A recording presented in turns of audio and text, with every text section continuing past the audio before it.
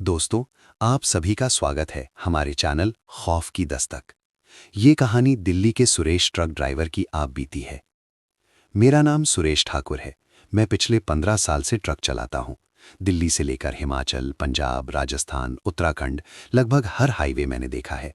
लेकिन जो घटना मेरे साथ दिल्ली से शिमला जाने वाले हाईवे पर हुई थी, वो आज तक मैं भूल नहीं पाया। उस रात के बाद मैंने कई महीनों तक रात में ट्रक चलाना बंद कर दिया था। ये बात लगभग 4 साल पहले की है। दिसंबर का महीना था। ठंड अपने चरम पर थी। मुझे दिल्ली के आज़ादपुर मंडी से सेब के खाली क्रेट लेकर शिमला जाना था।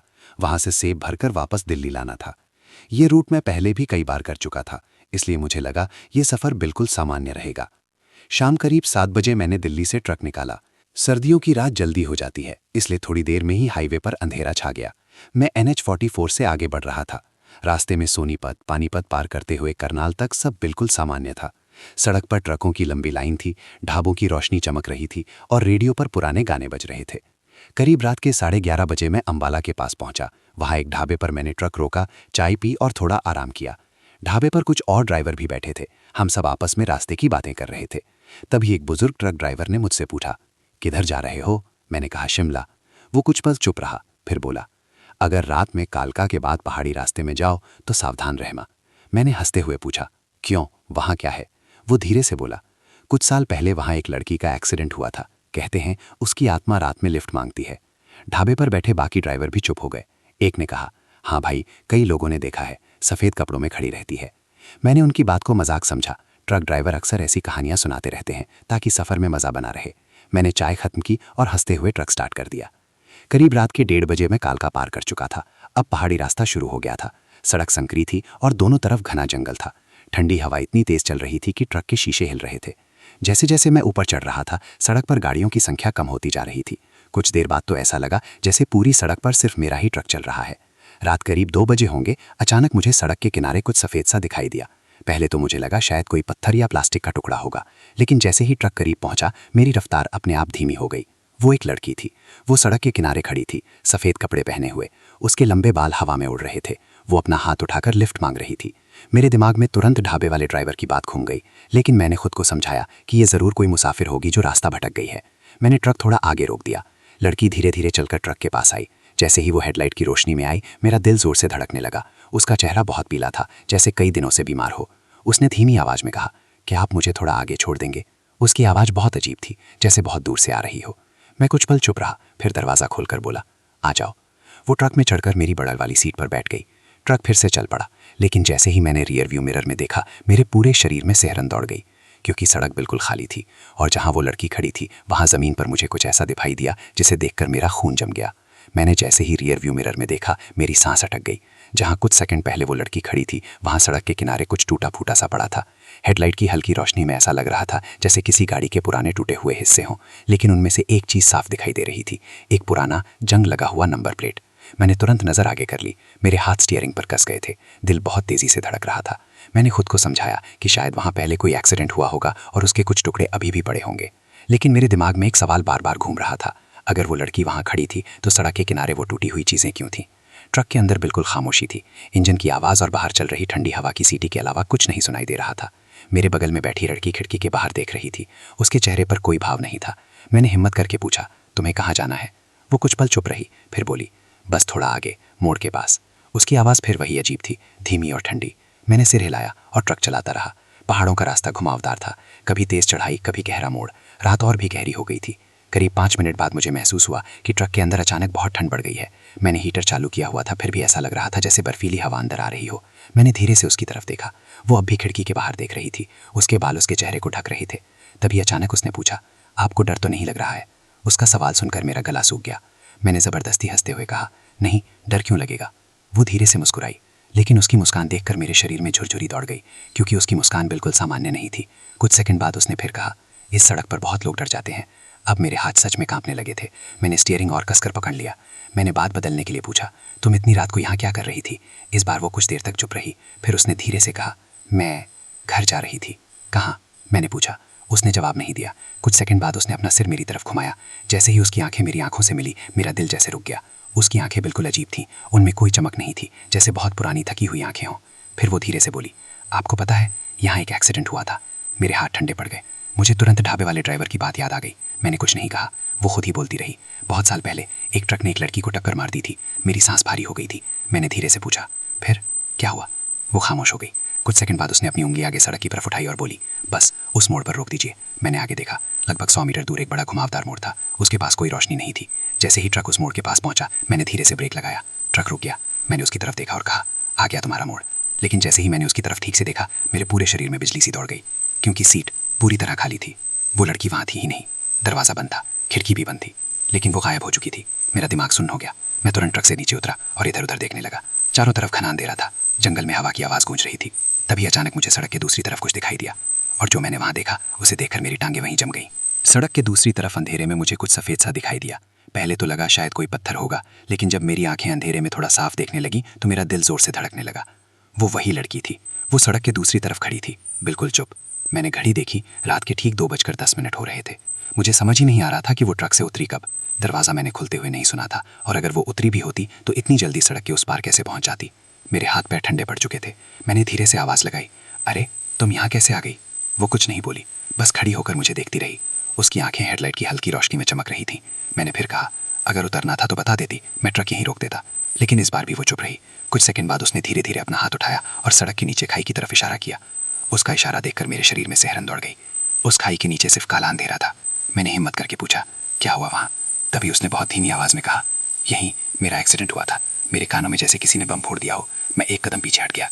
उसने फिर खाई की तरफ देखा और बोली, मैं घर जा रही थी, लेकिन ट्रक बहुत तेज था। अब मेरी सांस तेज हो चुकी थी।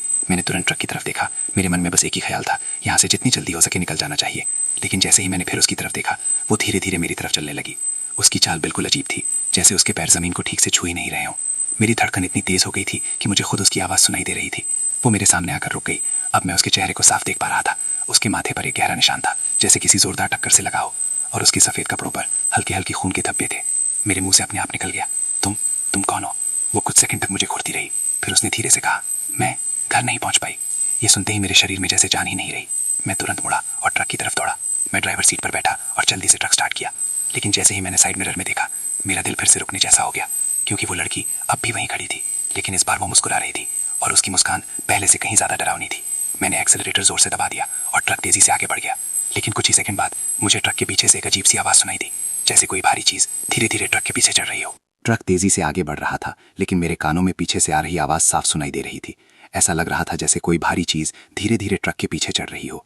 पहले मैंने सोचा शायद सड़क ऊबड़ खाबड़ है, इसलिए ऐसा लग रहा होगा। लेकिन कुछ ही सेकंड बाद फिर वही आवाज़ आई, ठक ठक ठक। अब मेरा दिल जोर से धड़कने लगा। मैंने हिम्मत करके रियर व्यू मिरर में देखने की कोशिश की, लेकिन पीछे सिर्फ अंधेरा ही अंधेरा था। पहाड़ों के उस रास्ते पर स्ट्रीट लाइट भी नहीं थी। मैंने खुद को समझाया, कुछ नहीं है, बस वहम है। लेकिन तभी ट्रक के कैबिन की छत पर किसी के चलने जैसी आवाज़ आई, थप थप। मेरे हाथ स्टीयरिंग पर कांपने लगे। मैंने एक्सेलरेटर और जोर से दबा दिया। ट्रक अब पहले से तेज चढ़ाई चढ़ रहा था। इंजन की आवाज़ भी भारी हो गई थी। कुछ सेकंड बाद आवाज़ बंद हो गई। मेरे मन में थोड़ा सा सुकून आया। मैंने सोचा शायद कोई पेड़ की डाल टकराई होगी या कोई जानवर पीछे से टकरा गया होगा। लेकिन तभी मुझे अपने बिल्कुल पीछे से किसी की धीमी सांस लेने की आवाज़ सुनाई दी, जैसे कोई मेरे ठीक पीछे खड़ा हो। मेरी रीढ़ की हड्डी तक ठंडी हो गई। मैंने धीरे धीरे सिर घुमाया, लेकिन पीछे की सीट पूरी तरह खाली थी। मैंने गहरी सांस ली और खुद को शांत करने की कोशिश की। तभी अचानक ट्रक के अंदर एक बहुत ठंडी हवा चली, इतनी ठंडी कि मेरी सांस से धुंध निकलने लगी। और उसी पल मेरे कान के पास किसी की फुसफुसाहट सुनाई दी, आप मुझे छोड़कर क्यों चले गए? ये वही लड़की की आवाज़ थी। मेरा दिल जैसे छाती से बाहर आ जाएगा। मैंने डर के मारे तुरंत ब्रेक दबा दिया। ट्रक जोर से झटका खाकर रुक गया। मैं तेज़ी से मुड़ा, लेकिन पीछे फिर वही खाली सीट थी। अब मुझे यकीन हो गया था कि जो कुछ हो रहा है वो सामान्य नहीं है। मैंने जल्दी से जेब से अपना ताबीज़ निकाला। ये ताबीज़ मेरी माँ ने मुझे दिया था और हमेशा कहा था कि इसे सफ़र में साथ रखना। मैंने उसे कसकर पकड़ लिया और भगवान का नाम लेने लगा। करीब 1 मिनट बाद मैंने फिर ट्रक स्टार्ट किया। अब मैं सिर्फ एक ही चीज़ चाहता था, जितनी जल्दी हो सके इस पहाड़ी रास्ते से बाहर निकलना। लेकिन कुछ ही मिनट बाद अचानक ट्रक की हेडलाइट अपने आप झपकने लगी, पहले हल्की, फिर तेज़, और फिर अचानक पूरी सड़क अंधेरे में डूब गई। हेडलाइट बंद हो चुकी थी। अब ट्रक के सामने सिर्फ काला अंधेरा था। मैंने तुरंत ब्रेक लगाया। ट्रक धीरे धीरे रुक गया, और उसी पल अंधेरे में सड़क के ठीक बीच मुझे एक आकृति दिखाई दी। लंबे बाल, सफ़ेद कपड़े। वो लड़की फिर से मेरे ट्रक के सामने खड़ी थी, लेकिन इस बार उसका चेहरा पूरी तरह खून से भरा हुआ था, और वो धीरे धीरे मेरी तरफ बढ़ रही थी। मेरी हेडलाइट बंद हो चुकी थी और सड़क पर सिर्फ हल्की चांदनी पड़ रही थी। उसी हल्की रोशनी में मैं उसे साफ देख पा रहा था। वो लड़की धीरे धीरे ट्रक की तरफ बढ़ रही थी। उसके लंबे बाल उसके चेहरे पर चिपके हुए थे और चेहरा खून से भरा हुआ था। मेरे हाथ स्टीयरिंग पर जम चुके थे। मैं हिल भी नहीं पा रहा था। मेरे दिमाग में सिर्फ एक ही बात घूम रही थी, अगर मैं यहाँ से नहीं भागा तो शायद जिंदा नहीं बचूंगा। लेकिन ट्रक बंद हो चुका था। मैंने जल्दी से चाबी घुमाई। घर घर। इंजन ने आवाज तो की लेकिन स्टार्ट नहीं हुआ। उधर वो लड़की अब ट्रक के बिल्कुल पास पहुंच चुकी थी। उसके पैर जमीन पर बहुत धीरे धीरे चल रहे थे, लेकिन उसकी चाल अजीब थी, जैसे उसका शरीर पूरी तरह सीधा नहीं था। अब वो ट्रक के सामने खड़ी थी। उसने धीरे धीरे अपना सिर उठाया और सीधे मेरी तरफ देखने लगी। मेरे पूरे शरीर में डर की लहर दौड़ गई। उसकी आंखें बिल्कुल काली लग रही थी, जैसे उनमें कोई पुतली ही ना हो, और उसके होठों पर फिर वही अजीब मुस्कान थी। तभी उसने धीरे से अपना हाथ उठाया और ट्रक के बोनट पर रख दिया। जैसे ही उसका हाथ ट्रक को छुआ, पूरा ट्रक हल्का सा कांप गया। मेरी सांस रुकने लगी। मैंने फिर से चाबी घुमाई। घर घर घर। लेकिन ट्रक फिर भी स्टार्ट नहीं हुआ। उधर वो धीरे धीरे ट्रक के सामने से हटकर साइड की तरफ चलने लगी। अब वो ड्राइवर साइड की खिड़की के पास आ गई थी।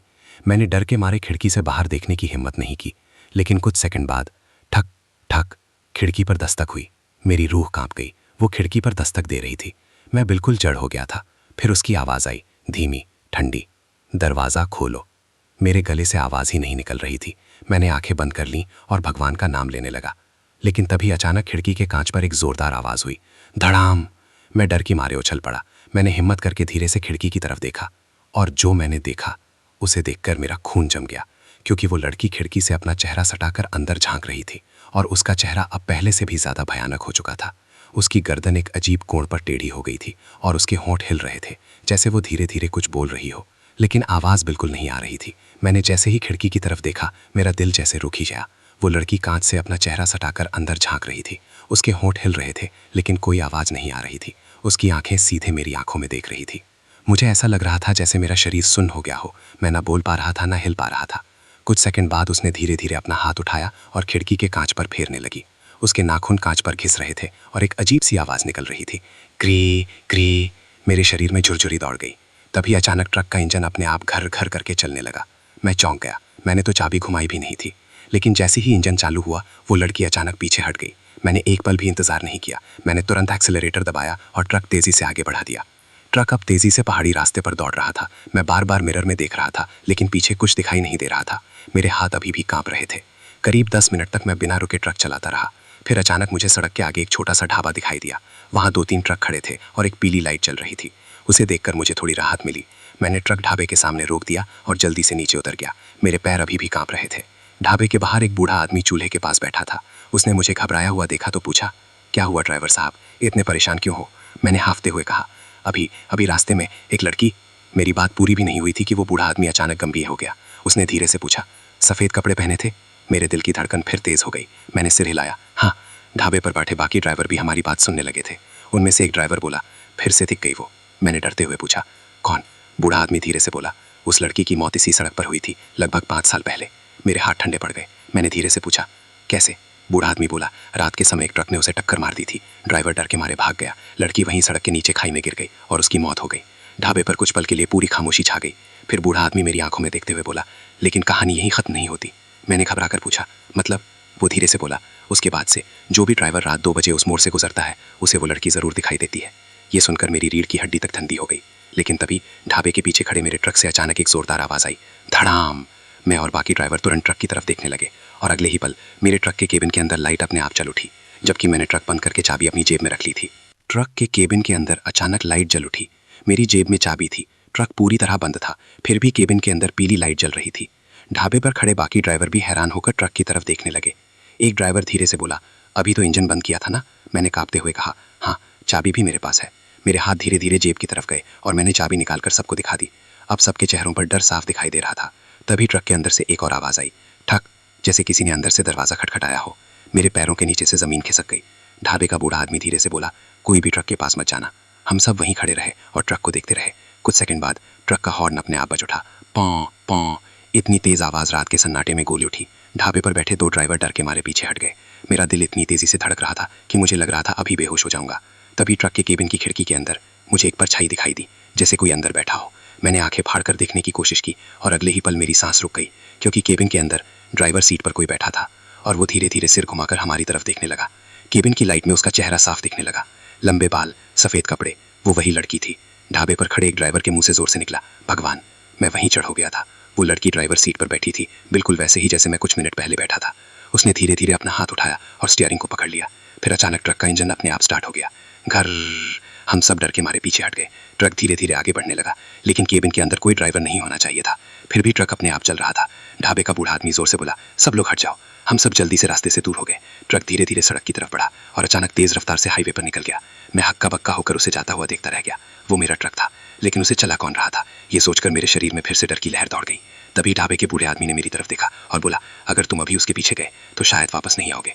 लेकिन उसी पल सड़क की तरफ से मेरे ट्रक के ब्रेक की जोरदार आवाज आई, जी, और फिर एक भयानक टक्कर की आवाज गूंज उठी। सड़क की तरफ से जोरदार टक्कर की आवाज गूंजी। धड़ाम। ढाबे पर खड़े हम सब लोग एक पल के लिए बिल्कुल चुप हो गए। किसी की भी हिम्मत नहीं हो रही थी आगे जाने की।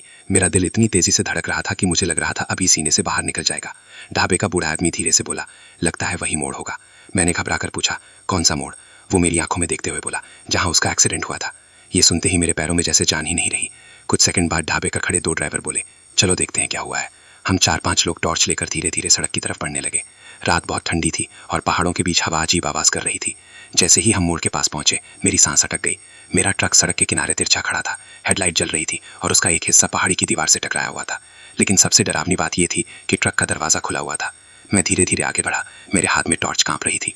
मैंने टॉर्च की रोशनी केबिन के अंदर डाली। ड्राइवर सीट खाली थी, वहां कोई नहीं था। बाकी ड्राइवर भी हैरान होकर एक दूसरे को देखने लगे।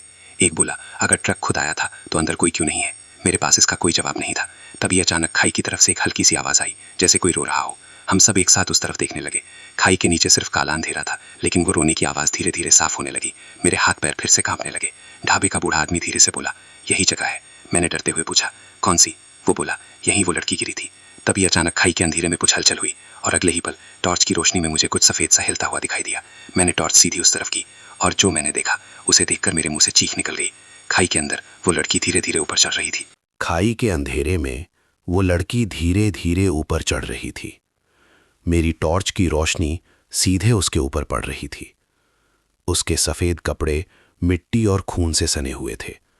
उसके बाल पूरे चेहरे पर फैले हुए थे और उसके हाथ अजीब तरह से पत्थरों को पकड़ते हुए ऊपर आ रहे थे। मेरे हाथ इतनी बुरी तरह कांप रहे थे कि टॉर्च की रोशनी बार बार हिल रही थी।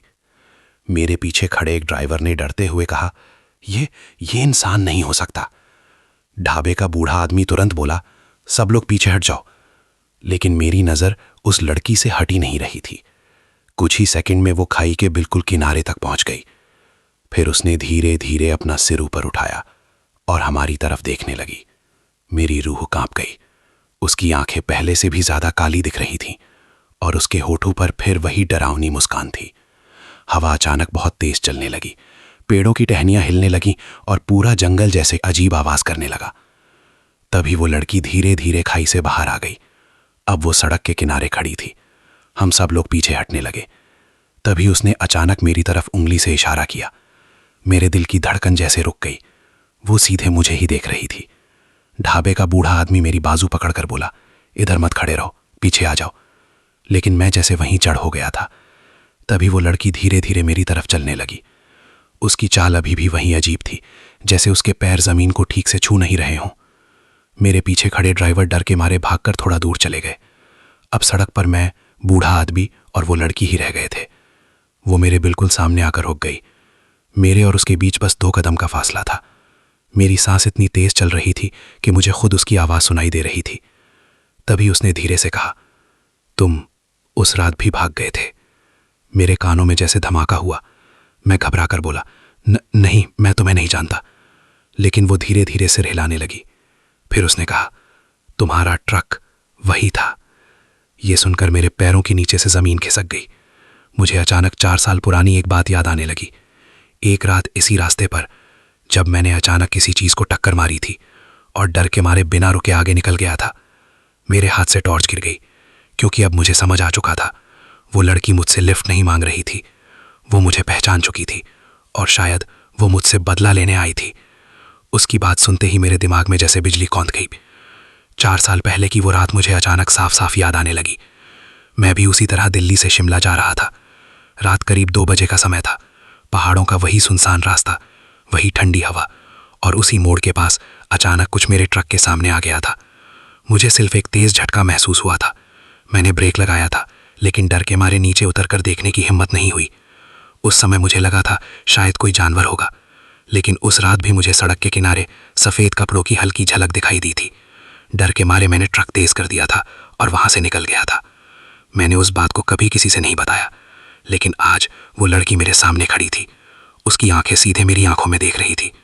उसने फिर धीमी आवाज में कहा, तुम रुक सकते थे। मेरे गले से आवाज ही नहीं निकल रही थी। मैंने कांपते हुए कहा, मुझे नहीं पता था। मुझे लगा मेरी बात पूरी भी नहीं हुई थी कि वो अचानक जोर से चिल्लाई, तुम्हें पता था? उसकी आवाज इतनी भयानक थी कि पूरा पहाड़ जैसे गूंज उठा। मेरे पीछे खड़े बाकी ड्राइवर भी डर के मारे पीछे हट गए।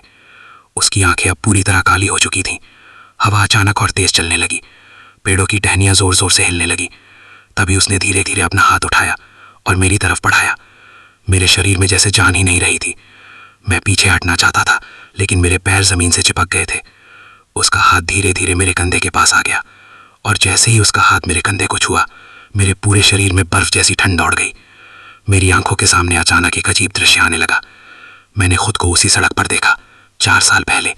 मेरा ट्रक, वही मोड़, और सड़क पर गिरा हुआ एक शरीर। वो लड़की सड़क पर पड़ी थी और मदद के लिए हाथ उठा रही थी, लेकिन मैं डर के मारे ट्रक बढ़ाकर वहां से भाग गया था। अचानक वो दृश्य गायब हो गया। मैं फिर उसी सड़क पर खड़ा था। मेरे सामने वही लड़की खड़ी थी, लेकिन अब उसके चेहरे पर गुस्सा नहीं था, बल्कि एक अजीब सी उदासी थी। उसने धीरे से कहा, मैं बहुत देर तक मदद का इंतजार करती रही। मेरी आंखों से अपने आप आंसू निकलने लगे। मैं धीरे से बोला, मुझे माफ कर दो। कुछ सेकंड तक वो मुझे देखती रही, फिर उसने धीरे धीरे सिर झुका लिया। लेकिन उसी पल अचानक सड़क के पीछे से एक तेज रोशनी आई। एक और ट्रक उसी रास्ते से तेजी से हमारी तरफ आ रहा था, और वो सीधे उसी लड़की की तरफ बढ़ रहा था। सड़क के पीछे से आती तेज हेडलाइट ने पूरी जगह को चमका दिया। एक बड़ा ट्रक तेजी से उसी मोड़ की तरफ आ रहा था। मेरे दिल की धड़कन अचानक और तेज हो गई, क्योंकि वो लड़की अभी भी सड़क के बीच खड़ी थी, बिल्कुल वैसे ही जैसे 4 साल पहले खड़ी थी। मुझे तुरंत समझ आ गया कि अगर वो ट्रक नहीं रुका तो फिर वही हादसा दोबारा हो जाएगा। मैं जोर से चिल्लाया, हट जाओ, लेकिन वो लड़की हिली तक नहीं। वो बस शांत खड़ी रही और उस आते हुए ट्रक को देखती रही। ट्रक अब बहुत करीब आ चुका था। उसकी हेडलाइट की तेज रोशनी में सब कुछ साफ दिखाई दे रहा था। मैंने तुरंत सड़क के बीच भागकर हाथ हिलाना शुरू किया। रुको, रुको! आने वाले ट्रक का ड्राइवर शायद मुझे देख चुका था। उसने तुरंत ब्रेक दबाए। ची! ट्रक जोर से खिसकता हुआ कुछ ही फीट दूर रुक गया। ड्राइवर ने खिड़की से सिर बाहर निकालकर गुस्से में कहा, पागल हो गए हो क्या? मरना है क्या? लेकिन मैं उसकी बात सुन ही नहीं रहा था। मेरी नजर उस जगह पर थी जहां कुछ सेकंड पहले वो लड़की खड़ी थी, लेकिन अब वहां कोई नहीं था। वो फिर गायब हो चुकी थी। मेरे पीछे खड़े बाकी ड्राइवर भी इधर उधर देखने लगे। ढाबे का बूढ़ा आदमी धीरे से बोला, शायद उसे जो चाहिए था वो मिल गया। मैंने धीरे से पूछा, क्या? वो बोला, तुमने आज वही किया जो उस रात करना चाहिए था, ट्रक को रोक दिया। मेरे दिल में एक अजीब सा सुकून महसूस हुआ, लेकिन तभी अचानक ठंडी हवा का एक तेज चौका आया, और उसी हवा के साथ मुझे ऐसा लगा जैसे किसी ने बहुत हल्के से मेरे कंधे को छुआ हो। मैं तुरंत पीछे मुड़कर देखा, लेकिन वहां कोई नहीं था, सिर्फ पहाड़ों का सन्नाटा और दूर कहीं हवा की आवाज। मैं धीरे धीरे वापस ट्रक में बैठ गया। इस बार मेरा दिल थोड़ा हल्का लग रहा था। मैंने ट्रक स्टार्ट किया और आगे बढ़ने लगा, लेकिन जैसे ही मैंने रियर व्यू मिरर में देखा, मेरे शरीर में फिर से सिहरन दौड़ गई, क्योंकि सड़क की उस मोड़ पर मुझे एक पल के लिए वही लड़की खड़ी दिखाई दी। लेकिन इस बार उसके चेहरे पर डरावनी मुस्कान नहीं थी, बल्कि एक हल्की सी शांति थी, और अगले ही पल वो धीरे धीरे धुंध में गायब हो गई। मैंने ट्रक धीरे से रोक दिया। मेरी नजर सड़क के किनारे पड़ी उस टूटी हुई चूड़ी पर टिक गई थी। वो लाल रंग की चूड़ी थी, आधी टूटी हुई, और उस पर मिट्टी लगी हुई थी। मुझे तुरंत उस लड़की की कलाई याद आ गई। जब वो ट्रक में बैठी थी तब उसकी कलाई में बिल्कुल ऐसी ही लाल चूड़ियां थीं। मेरे शरीर में फिर से सिहरन दौड़ गई। मैं धीरे धीरे ट्रक से नीचे उतरा और उस चूड़ी के पास गया। रात अभी भी उतनी ही ठंडी थी। चारों तरफ पहाड़ों का सन्नाटा था। मैं झुककर उस चूड़ी को उठाने ही वाला था कि अचानक मेरे पीछे से किसी के कदमों की हल्की आवाज आई। मैंने तुरंत पीछे मुड़कर देखा, लेकिन वहां कोई नहीं था। सड़क बिल्कुल खाली थी। मेरे दिल की धड़कन फिर तेज हो गई। मैंने जल्दी से चूड़ी उठा ली और हाथ में पकड़ ली। जैसे ही मैंने उसे छुआ, मेरे पूरे शरीर में एक अजीब सी ठंड दौड़ गई, और अचानक मेरे दिमाग में एक और दृश्य चमकने लगा। मैंने खुद को फिर से 4 साल पहले उसी सड़क पर देखा। मेरा ट्रक तेजी से आ रहा था और सड़क के किनारे वही लड़की खड़ी थी। उसके हाथ में बैग था और वो शायद किसी गाड़ी का इंतजार कर रही थी। फिर अचानक मेरा ट्रक फिसला और उसे जोर से टक्कर लग गई। वो सड़क पर गिर गई। उसकी चूड़ियां टूटकर चारों तरफ बिखर गई। वो दर्द से कराते हुए हाथ उठाकर मदद मांग रही थी, लेकिन मैं कुछ सेकंड उसे देखता रहा। फिर डर के मारे ट्रक बढ़ाकर वहां से चला गया। अचानक वो दृश्य गायब हो गया। मैं फिर उसी सड़क पर खड़ा था। मेरे हाथ में वही टूटी हुई चूड़ी थी। मेरी आंखों से अपने आप आंसू निकलने लगे। मैंने धीरे से उस चूड़ी को सड़क के किनारे रख दिया और हाथ जोड़कर बोला, मुझे माफ कर दो। अगर उस रात मैं रुक जाता तो शायद तुम बच जाती। कुछ सेकंड तक वहां बिल्कुल सन्नाटा रहा। फिर अचानक ठंडी हवा का हल्का झोंका आया और उसी हवा के साथ मुझे ऐसा लगा जैसे किसी ने बहुत हल्के से मेरे कंधे को छुआ हो। मैं तुरंत पीछे मुड़कर देखा, लेकिन वहां कोई नहीं था, सिर्फ पहाड़ों का सन्नाटा और दूर कहीं हवा की आवाज। मैं धीरे धीरे वापस ट्रक में बैठ गया। इस बार मेरा दिल थोड़ा हल्का लग रहा था। मैंने ट्रक स्टार्ट किया और आगे बढ़ने लगा, लेकिन जैसे ही मैंने रियर व्यू मिरर में देखा, मेरे शरीर में फिर से सिहरन दौड़ गई, क्योंकि सड़क के उस मोड़ पर मुझे एक पल के लिए वही लड़की खड़ी दिखाई दी। लेकिन इस बार उसके चेहरे पर डरावनी मुस्कान नहीं थी, बल्कि एक हल्की सी शांति थी, और अगले ही पल वो धीरे धीरे धुंध में गायब हो गई। मैंने ट्रक धीरे धीरे उस मोड़ से आगे बढ़ा दिया। दिल अभी भी भारी था, लेकिन डर पहले जैसा नहीं था। ऐसा लग रहा था जैसे कोई बहुत पुराना बोझ अचानक हल्का हो गया हो। सड़क अब थोड़ी चौड़ी हो गई थी और दूर दूर पहाड़ों के बीच हल्की धुंध फैली हुई थी। मैं लगातार ट्रक चलाता रहा। करीब आधे घंटे बाद मैं सोलन के पास पहुंच गया। वहां कुछ और ट्रक और बसें भी दिखाई देने लगी। अब सड़क पहले जितनी सुनसान नहीं थी, लेकिन मेरे दिमाग में अभी भी वही सारी घटनाएं घूम रही थीं। वो लड़की, उसका एक्सीडेंट और मेरा भाग जाना। मैंने कभी सोचा भी नहीं था कि एक दिन मुझे उसी जगह वापस आना पड़ेगा और उसका सामना करना पड़ेगा। कुछ देर बाद मैंने एक पेट्रोल पंप पर ट्रक रोक दिया। मुझे चाय पीनी थी और थोड़ा खुद को संभालना था। मैं नीचे उतरा और चाय की दुकान की तरफ चला गया। वहाँ 2-3 लोग बैठे हुए थे। मैंने चाय मंगाई और एक कोने में बैठ गया। तभी पेट्रोल पंप का मालिक मेरे पास आया और बोला, कहाँ से आ रहे हो ड्राइवर साहब? मैंने कहा, दिल्ली से, शिमला जा रहा हूँ। वो बोला, रात में उस पुराने मोड़ से गुजरे क्या? उसका सवाल सुनकर मेरा दिल एक पल के लिए रुक गया। मैंने धीरे से पूछा, तुम्हें कैसे पता? वो हल्का सा मुस्कुराया और बोला, क्योंकि जो भी ड्राइवर रात में उस रास्ते से आता है, उसके चेहरे पर ऐसा ही डर होता है। मेरे हाथ से चाय का गिलास लगभग गिर गया। मैंने घबरा कर पूछा, तुम्हें उस लड़की के बारे में पता है? वो आदमी कुछ सेकंड चुप रहा, फिर धीरे से बोला, हाँ, सब जानते हैं। मेरी धड़कन फिर तेज हो गई। मैंने पूछा, उसके साथ क्या हुआ था? वो बोला, कहते हैं कई साल पहले एक ट्रक ने उसे टक्कर मार दी थी। ड्राइवर भाग गया था। मैंने सिर झुका लिया, लेकिन फिर वो आदमी अचानक बोला, लेकिन असली बात बहुत कम लोग जानते हैं। मैंने चौंक कर उसकी तरफ देखा। वो धीरे से मेरे पास झुककर बोला, उस रात सिर्फ एक नहीं, 2 एक्सीडेंट हुए थे। मेरे शरीर में जैसे बिजली दौड़ गई। मैंने घबरा कर पूछा, 2? वो बोला, हाँ, पहले एक ट्रक ने उसे टक्कर मारी और कुछ देर बाद एक दूसरी गाड़ी उसी मोड़ पर खाई में गिर गई थी। मेरे हाथ ठंडे पड़ गए। मैंने धीरे से पूछा, उस गाड़ी का क्या हुआ? वो आदमी बोला, कहते हैं उस गाड़ी का ड्राइवर आज तक नहीं मिला।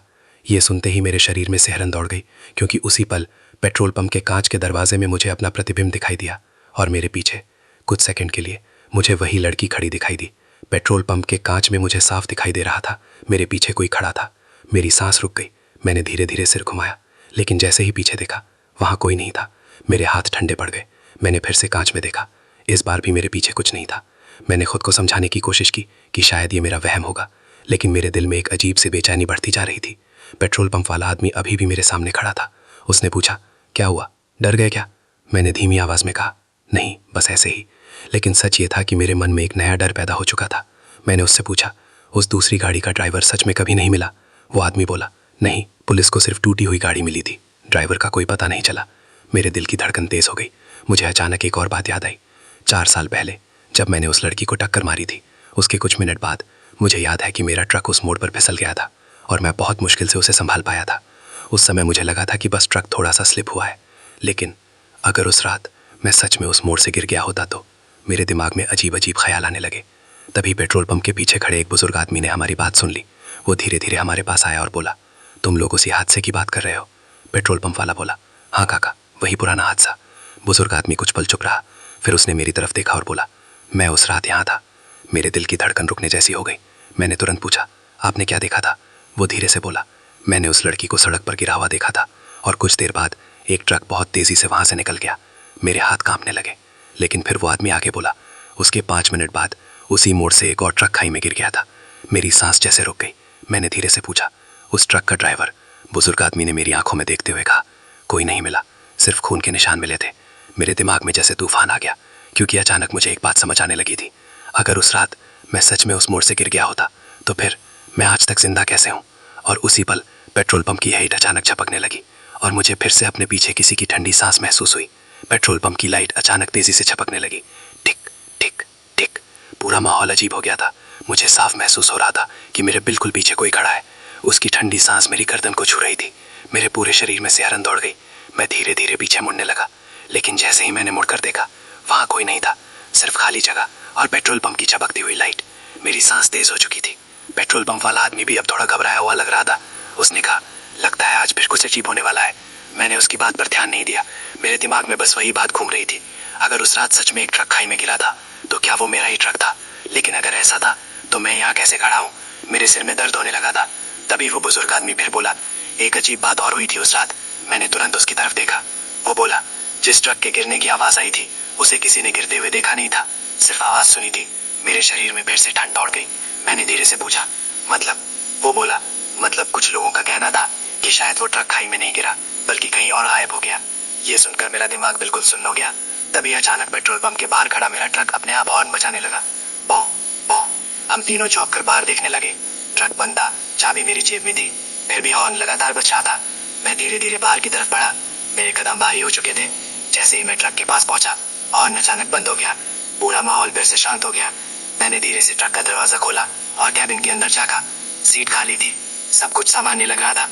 लेकिन तभी मेरी नजर स्टीयरिंग पर पड़ी और उसे देखकर मेरा दिल जोर से धड़कने लगा, क्योंकि स्टीयरिंग पर किसी ने उंगली से धूल में एक शब्द लिखा हुआ था, रुको। मेरे हाथ कांपने लगे। मैंने तुरंत पीछे मुड़कर देखा और उसी पल पेट्रोल पंप के दूर वाले कोने में मुझे फिर वही सफेद कपड़ों वाली लड़की खड़ी दिखाई दी। पेट्रोल पंप के दूर वाले कोने में वो लड़की खड़ी थी। पीली लाइट की हल्की रोशनी उसके ऊपर पड़ रही थी। उसके लंबे बाल हवा में धीरे धीरे हिल रहे थे। मेरी सांस रुक गई। मैं कुछ सेकंड तक उसे घूरता ही रह गया। पेट्रोल पंप वाला और वो बुजुर्ग आदमी भी मेरी नजर का पीछा करते हुए उस दिशा में देखने लगे। लेकिन जैसे ही उन्होंने उधर देखा, वहां कोई नहीं था। पेट्रोल पंप वाला बोला, क्या हुआ? वहां क्या देख रहे हो? मैंने घबरा कर कहा, वो वही लड़की। दोनों ने एक दूसरे की तरफ देखा। बुजुर्ग आदमी धीरे से बोला, शायद वो अभी भी तुम्हारे पीछे है। ये सुनकर मेरे शरीर में फिर से सिहरन दौड़ गई। तभी अचानक पेट्रोल पंप के बाहर खड़े मेरे ट्रक की हेडलाइट अपने आप जल उठी। पूरा ट्रक अचानक रोशनी में चमकने लगा। मेरी जेब में अभी भी चाबी थी, फिर भी हेडलाइट चल रही थी। पेट्रोल पंप वाला आदमी डर के मारे पीछे हट गया। मैं धीरे धीरे ट्रक की तरफ बढ़ने लगा। मेरे हर कदम के साथ दिल की धड़कन तेज होती जा रही थी। जैसे ही मैं ट्रक के बिल्कुल पास पहुंचा, अचानक ट्रक का इंजन अपने आप स्टार्ट हो गया। खर्र। मैं डर के मारे वहीं रुक गया। दरवाजा बंद था, अंदर कोई नहीं था, फिर भी ट्रक चालू हो चुका था। बुजुर्ग आदमी जोर से बोला, उसे वहां से हटाओ, नहीं तो फिर हादसा होगा। लेकिन मैं समझ नहीं पा रहा था कि क्या करूं। तभी ट्रक धीरे धीरे अपने आप आगे बढ़ने लगा। पेट्रोल पंप से निकलकर वो सड़क की तरफ जाने लगा। मैं दौड़कर ट्रक के पीछे भागा, रुको। लेकिन ट्रक नहीं रुका। वो धीरे धीरे सड़क पर चढ़ गया और फिर अचानक तेजी से उसी पहाड़ी रास्ते की तरफ बढ़ गया, उसी मोड़ की तरफ जहां वो हादसा हुआ था। मेरे दिल में डर के साथ साथ एक अजीब सा एहसास भी था, जैसे कोई अधूरी चीज फिर से होने वाली हो। मैं तुरंत पेट्रोल पंप वाले की बाइक लेकर ट्रक के पीछे निकल पड़ा। सड़क पर ठंडी हवा बहुत तेज चल रही थी। कुछ ही मिनटों में मैं फिर उसी डरावने मोड़ के पास पहुंच गया। मेरा ट्रक सड़क के बीच खड़ा था। हेडलाइट चल रही थी, इंजन चल रहा था, लेकिन अंदर कोई नहीं था। मैं धीरे धीरे ट्रक के पास पहुंचा और तभी सड़क की दूसरी तरफ मुझे फिर वही लड़की खड़ी दिखाई दी, लेकिन इस बार वो मुझे बुला रही थी।